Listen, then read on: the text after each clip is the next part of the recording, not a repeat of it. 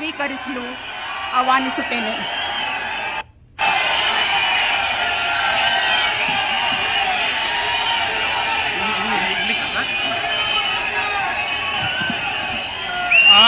I, BZ Zamir Ahmad Khan, do swear in name of Allah and my mother, solemnly affirm that I will be true faith and allegiance to the Constitution of India by establish that I will uphold my sovereignty and integrity of India, that I will fulfill and consider discharge my duties as a minister for the state of Karnataka, that I will do the right to all the manners of people according to the Constitution of law without fear and favor, affection, ill will. I, Zamir Ahmad Khan, do swear in name of Allah and my mother, solemnly affirm that I will bear true faith and allegiance to the Constitution of India as law established, that I will uphold the sovereignty. I, Zamir Ahmad Khan, do swear in name of Allah and my mother, solemnly affirm that I will not directly or indirectly connected or reveal of any person or persons any matter which shall be brought to the state of Karnataka state may be of due of discharge my duties as a minister.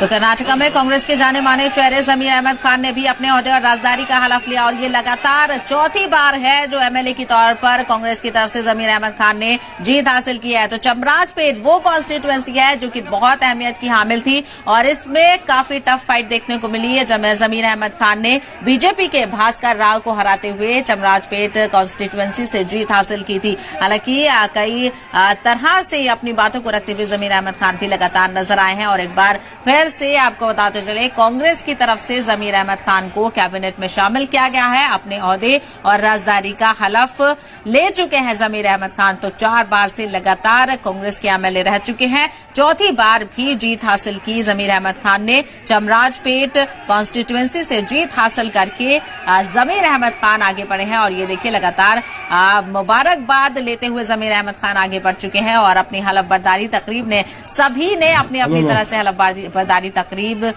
हलफ लिया अपना। और जिस तरह से देखा जाए जमीर अहमद खान ने अल्लाह और अपनी वालदा के नाम के साथ शुरुआत की हलफ लेने की और एक एक करके मुबारकबाद का सिलसिला शुरू हो चुका है। तो ये हलफ बर्दारी तकरीब पूरी हो चुकी है। आप देख सकते हैं सभी ने अपने अपने ओहदे और राजदारी का हलफ ले लिया है। तो सीएम के तौर पर सिद्धारमैया हलफ ले चुके हैं। डिप्टी सीएम के तौर पर डीके शिव कुमार हलफ ले चुके हैं। सिर्फ एक ही डिप्टी सीएम होंगे जिस तरह से वादा किया गया था। और ये पूरी तस्वीर आप देखिए, आज की हलफ बर्दारी की तस्वीर आप देख सकते हैं। तमाम तर अहम जो चेहरे हैं कांग्रेस की तरफ से वो अपने ओहदे और राजदारी का हलफ ले चुके हैं। तो ये कांग्रेस की ताकत का मुजाहरा आप देख सकते हैं। बंगलुरु से कांटीरावा स्टेडियम से ये बेहतरीन तस्वीर कांग्रेस की तरफ से आपको सामने दिख रही है। सभी वुज़रा ने अपने ओहदे और राजदारी का हलफ ले लिया है। तो आपको एक एक करके बताते चले, doctor G Parameshwara, KH Muniyappa, MB Patil, KJ George, Ramalinga Reddy, Satish Jarkiholi, Priyank खड़गे और जमीर अहमद, ये तमाम तर लोग, ये तमाम तर वुज़रा, ये कैबिनेट मिनिस्टर्स हैं जो अपने ओहदे और राजदारी का हलफ ले चुके हैं। तो अब देखना ये होगा कि किसकी तरफ से खिताब किया जाता है। क्या सीएम सिद्धारमैया फिलहाल खिताब करेंगे या नहीं, इसके लिए